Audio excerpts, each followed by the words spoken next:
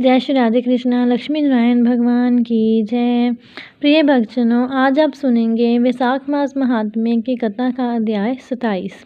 बोलिए विष्णु भगवान की जय। बोलिए लक्ष्मी मैया की जय। जैमिनी जी बोले, राजा ने सर्वप्रथम इंद्र आदि देवताओं का आवाहन किया। 6 अंग पद और कर्म सहित 4 वेदों के विद्वान, सहस्त्रों ऋषियों और ब्राह्मणों को निमंत्रित किया जो यज्ञ विद्या में कुशल और मीमांसा शास्त्र में परिनिष्ठित थे। सदाचारी, शुद्ध, कुलीन एवं सत्यवादी वैष्णवों को भी आदरपूर्वक निमंत्रित किया गया। राजा का सभा भवन पत्थर का बना हुआ था। उसकी ऊंचाई बहुत थी और वह चूने से लेपा गया था। उसका विस्तार 2 कोस का था। उसमें नीचे की भूमि कहीं रत्नों से मढ़ी गई थी, कहीं सोने से, कहीं स्फटिक मणि से तथा कहीं चांदी से। उस भवन के चारों ओर सुखपूर्वक उतरने के लिए सैकड़ों सीढ़ियां बनी हुई थी। शुभ दिन और शुभ नक्षत्र में सब सभासदों की बैठक बुलाकर राजा ने सबको यथा योग्य आसन दिया। जब सब लोग यथा योग्य स्थान पर सुखपूर्वक बैठ गए, तब राजा ने अपने पुरोहित के साथ उपस्थित होकर देवताओं, ऋषियों तथा राजाओं के बीच में रतन सिंहासन पर बैठे हुए शशीपति इंद्र का दिव्य माला, चंदन, वस्त्र और आसन आदि के द्वारा सबसे पहले पूजन किया। इसके बाद वैष्णवों की पूजा हुई। फिर नारद और पुरोहित सहित उन्होंने इंद्र से कहा, हे देवेश्वर, मैं अश्वमेध यज्ञ के द्वारा यज्ञ पुरुष भगवान श्री विष्णु का पूजन करूंगा। आप इसके लिए मुझे आज्ञा दें, और जब तक सहस्त्र यज्ञ पूर्ण ना हो जाएं, तब तक देवताओं सहित आप इस सभा भवन में निवास करें।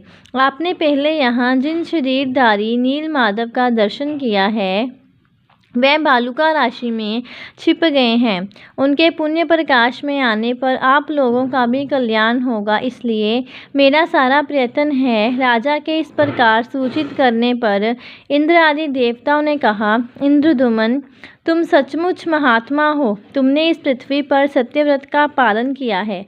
हमने पहले से ही तुम्हारे भविष्य कार्यक्रम को जान लिया है। तुम्हारा ये कार्य तीनों लोकों को पवित्र करने वाला है। हम इसमें तुम्हारे सहायक होंगे। तुम भक्त वत्सल भगवान विष्णु का सहस्त्र अश्वमेध यज्ञों द्वारा सुखपूर्वक पूजन करो। इसके बाद राजा ने यज्ञ के आरंभ के लिए भगवान का पूजन किया। भगवान विष्णु को सभा भवन में इष्ट देव के स्थान पर बिठाकर राजा अपनी पत्नी के साथ निश्चित लगन की प्रतीक्षा करने लगे। विस्तवाचन हो जाने पर पुण्य वाचन और आभ्युदय श्राद्ध संपन्न किया। उसके बाद सब सामग्री लेकर राजा ने ऋत्विजों का वरण किया। वरण हो जाने पर उन्होंने सब पत्नी राजा को यज्ञ की दीक्षा दी। वेदी का संस्कार करके उस पर प्रज्वलित आहिन्य अग्नि की स्थापना की गई। वह अग्नि साक्षात भगवान विष्णु का तेज है। फिर प्रोक्षण और अभिमंत्रण करके उत्तम लक्षणों वाले अश्व को छोड़ा गया। यज्ञ की दीक्षा लिए हुए राजा मौन होकर मृग चरम पर बैठे। जब तक महायज्ञ का कार्य चलता रहा, तब तक सब मनुष्य के लिए वहाँ 6 प्रकार के अन्नपान आदि चतुर रसोइयों द्वारा तैयार किए जाते थे। उस यज्ञ में प्रतिदिन लोगों के सम्मान और आदर में वृद्धि होती थी। साथ ही नित्य नए नए भोज्य पदार्थ एक से एक बढ़कर प्रस्तुत किए जाते थे। वहाँ सर्वत्र प्रयत्न करके लोगों का आदर सम्मान किया जाता और आग्रहपूर्वक भोजन कराया जाता था। वहाँ किसी को याचना नहीं करनी पड़ती थी। कोई भी खाली हाथ नहीं लौटता था। महाराज के महल सब मनुष्यों के लिए अपने घर के समान हो गए थे।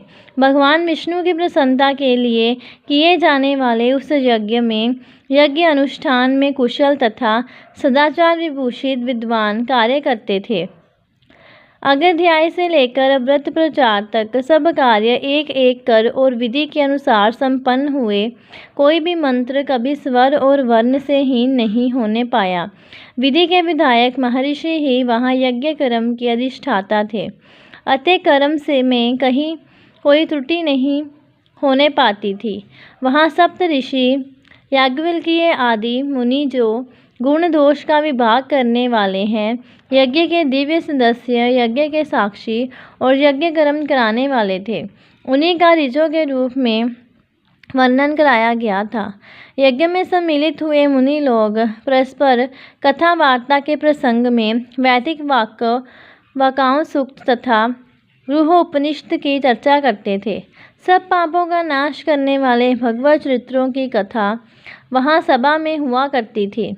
राजा इंद्रद्युम्न के यज्ञ में सब देवता प्रत्यक्ष होकर भविष्य ग्रहण करते थे और वह यज्ञ तीनों लोकों को प्रसन्न करने वाला था। इस प्रकार क्रमशः विधि पूर्वक चलने वाला वह अश्वमेध यज्ञ 999 की संख्या तक पहुंच गया। जब अंतिम यज्ञ होने लगा तब राजा इंद्रद्युम्न प्रतिदिन दिव्यावस्था को प्राप्त होने लगे। सोमरस निकालने के दिन से 7 दिन के बाद जो रात्रि आई उसके चौथे पहर में राजा इंद्रद्युम्न ने अविनाशी भगवान विष्णु का ध्यान किया। उस ध्यान में उन्होंने स्फटिक मणिमय श्वेत द्वीप को प्रत्यक्ष हुआ सा देखा। उसके चारों ओर शिव समुद्र लहरा रहा था। उस श्वेत द्वीप के मध्य भाग में दिव्य मणियों का बना हुआ एक उत्तम मंडप दिखाई दिया। उसके भीतर प्रकाशमान रत्न सिंहासन सुशोभित था। उस रत्न सिंहासन पर मध्य भाग में शंख चक्र गदाधारी भगवान श्री विष्णु का दर्शन हुआ। उनके श्री अंगों की कांत नील मेघ के समान श्याम थी। वे वनमाला से विभूषित थे। उनके दाहिने भाग में हिमालय के समान गौर तथा कोटि चंद्रमाओं के समान कांतिमान धरणीधर अनंत विराजमान थे, जो फण रूपी मुकुट का विस्तार करके सुंदर छत्र के आकार में बदल गए थे। उनके कानों में 2 रत्न में कुंडल झिलमिला रहे थे। उनका स्वरूप बड़ा ही मनोहर था। शरीर पर सुंदर नील वस्त्र शोभ्यमान था। भगवान के वाम भाग में शुभ लक्षणों से संपन्न भगवती श्री लक्ष्मी देवी विराजमान थी। उनके हाथों में वर और अभय की मुद्रा तथा कमल सुशोभित थे। उनके शरीर की कांत कुमकुम के समान थी और नेत्र बड़े ही सुंदर थे। वह कमल के आसन पर विराजमान थी। भगवान के आगे ब्रह्मा जी हाथ जोड़े खड़े थे। श्री हरि के वाम भाग में नाना मणि में सुदर्शन चक्र स्थित था। सनका आदि मुनीश्वर उन जगत गुरु भगवान विष्णु की स्तुति कर रहे थे। ध्यान में भगवान का इस प्रकार दर्शन पाकर राजा इंद्रद्युम्न को बड़ा ही हर्ष हुआ। वह गदगद वाणी से उनकी स्तुति इस प्रकार करने लगे। हे जगतात्मन, आपको नमस्कार है। कैवल्य स्वरूप त्रिगुणातीत गुणांजन, आपको नमस्कार है। आप विशुद्ध निर्मल ज्ञान स्वरूप हैं, आपको नमस्कार है। शब्द ब्रह्मा नाम से प्रसिद्ध, आपको नमस्कार है। हे जगत स्वरूप, संसार सागर में गिरे हुए दीन दुखी मनुष्यों के दुख का विनाश करने वाले, आपको नमस्कार है। हृदय की दुर्भेद ग्रंथियों का भेदन करने वाले, आपको नमस्कार है। आप 14 भुवन रूपी भवन के मूल स्तंभ हैं, आपको नमस्कार है। कोटि कोटि ब्रह्मांडों की रचना करने वाले शिल्पी रूप आप भगवान चक्रपाणि को नमस्कार है। आप करुणा रूपी अमृत सिंधु को बढ़ाने वाले चंद्रमा हैं, आपको कोटि कोटि नमस्कार है। तीनों का उद्धार करने के लिए एकमात्र गुप्त दया सिंधु स्वरूप, आपको नमस्कार है। जगत को प्रकाशित करने वाले जो सूर्य आदि ज्योतिर्मय ग्रह और नक्षत्र हैं, उनकी भी ज्योति आप ही हैं, आपको नमस्कार है। आप अत्यकरण के पापों को जलाने के लिए प्रदीप्त अग्नि रूप हैं, आपको नमस्कार है। आप सबको पवित्र करने वाले हैं, पवित्र वस्तुओं में सबसे अधिक पवित्र हैं, आपको बारंबार नमस्कार है। आप सबसे अधिक भारी, सबसे महान और सबसे अधिक विस्तार युक्त हैं, आपको बार बार नमस्कार है। आप अतिशय निकट, बहुत ही दूर और अत्यंत छोटे हैं, आपको बार बार नमस्कार है। हे नारायण, आप सबसे श्रेष्ठ और परम पवित्र हैं, आपको नमस्कार है। मेरी रक्षा कीजिए हे जगन्नाथ। हे दीनबंधु, हे प्रभु, आपको सुखदायिनी नौका के रूप में पाकर मैं भव सागर से पार हो गया हूँ। हे रमानाथ, आपका दर्शन होने से मेरे सभी क्लेश दूर हो गए हैं। आप सच्चिदानंद स्वरूप हैं। आपको प्राप्त हुए मनुष्यों के दुखों का सर्वथा नाश हो जाता है। इस प्रकार ध्यान में स्थित हुए राजा इंद्रद्युम्न ने जगदीश्वर भगवान श्री विष्णु की स्तुति करके उन्हें प्रणाम किया। फिर ध्यान के अंत में राजा को अपने आप का भान हुआ। वह सोचने लगे, यहाँ पर भगवान विष्णु कैसे स्वयं मेरे प्रत्यक्ष होंगे। इस चिंता से उनका मन व्याकुल हो उठा। उन्होंने नारद जी से सब बातें कहीं। तब नारद जी ने आश्वासन देते हुए कहा, राजन, अब तुम्हारा शोक समाप्त हो गया। इस यज्ञ के अंत में भगवान तुम्हें यहाँ प्रत्यक्ष दर्शन देंगे। ये सब बातें दूसरे किसी के आगे प्रकाशित ना करना।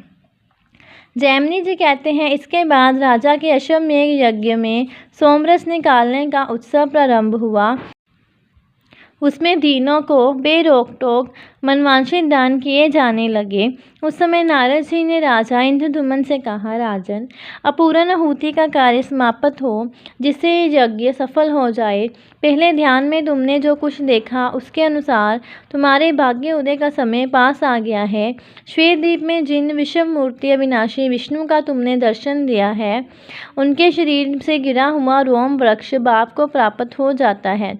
वह इस पृथ्वी पर स्थावर रूप में भगवान का अंश अवतार होता है। भक्त वत्सल भगवान अब उसी रूप में अवतीर्ण हो रहे हैं। तुम्हारे ही सौभाग्य से सर्व पापहारी भगवान जहाँ सब लोगों के नेत्रों के अतिथि बनेंगे। अब यज्ञ स्नान समाप्त करके वृक्ष रूप में प्रकट हुए जगेश्वर भगवान विष्णु को तुम इस महावेदी पर स्थापित करो। इस प्रकार विचार करके नारद जी और इंद्रद्युम्न दोनों प्रसन्नतापूर्वक वहां गए और उस वृक्ष को देखकर इसके रूप में साक्षात ब्रह्मा भगवान विष्णु प्रकट हो गए। ऐसा मानते हुए सब लोग बड़े प्रसन्न हुए। 4 शाखाओं से युक्त उस चतुर्भुज वृक्ष का दर्शन करके राजा ने अपने परिश्रम को सफल माना। फिर नीलमणि माधव ने अंतर्देव होने का जो शौक था उसे उन्होंने त्याग दिया और बार बार उस वृक्ष को प्रणाम करके नेत्रों से आनंद के आंसू बहाते हुए राजा ने ब्राह्मणों से उस वृक्ष को मंगवाया।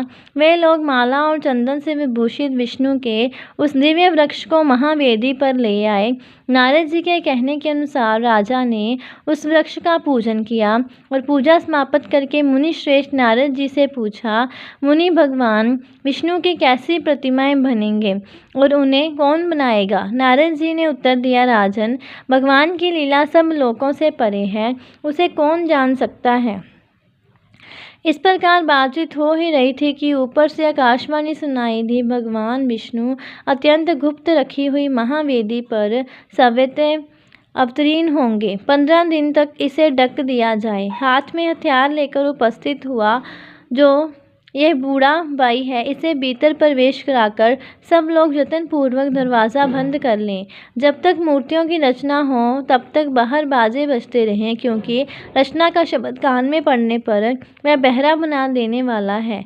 कोई भीतर प्रवेश न करे और ना कभी देखने की चेष्टा करे, क्योंकि वहाँ काम करने वाले के अलावा जो भी देखेगा उसके दोनों नेत्र अंधे हो जाएंगे। इसके बाद जो कुछ भी आकाशवाणी ने कहा इसका वर्णन हम अगले अध्याय में सुनेंगे। बोले विष्णु भगवान की जय, लक्ष्मी नारायण भगवान की जय। ऐसी और कथाएं सुनने के लिए और जानकारी प्राप्त करने के लिए चैनल को सब्सक्राइब करें और वीडियो को ज़्यादा से ज़्यादा शेयर करें। जय श्री राधे कृष्णा।